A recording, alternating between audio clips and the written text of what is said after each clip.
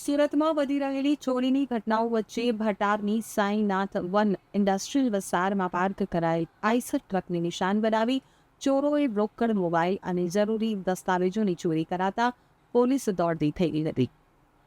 અમદાવાદથી સીટ ફોર્મનો માલ લઈ અને આવેલા આઈસર ટ્રકને ચોરોએ નિશાન બનાવ્યો હતો. ચોરોએ ટ્રકની કેબિન આગળ લાગેલી કાચની રબર પટ્ટી કાપી અને અંદર પ્રવેશ કર્યો હતો.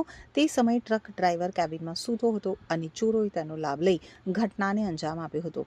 ચોરોએ ટ્રકમાંથી અંદાજે 10,000 રૂપિયાની રોકડ સાથે આઈફોન અને ઓપ્પો કંપનીના મોબાઈલ ફોનની ચોરી કરી હતી. આ ઉપરાંત સૂતેલા ડ્રાઈવરના ખિસ્સા કાપી ડ્રાઇવિંગ લાયસન્સ સહિતના જરૂરી આઈડી પ્રૂફ પણ ચોરી કરી ફરાર થઈ ગયા હતા. સ્થાનિકોમાં ભયનો માહોલ જોવા મળી રહ્યો છે. મહત્વની વાત એ છે કે 2 દિવસ અગાઉ પણ 2 શખ્સો દ્વારા એસીના કોપર પાઇપની ચોરી કરવામાં આવી હતી, જે ઘટના સીસીટીવી કેમેરામાં કેદ થઈ હતી. હાલ સમગ્ર મામલે પોલીસ દ્વારા સીસીટીવી ફૂટેજના આધારે તપાસ શરૂ કરી છે.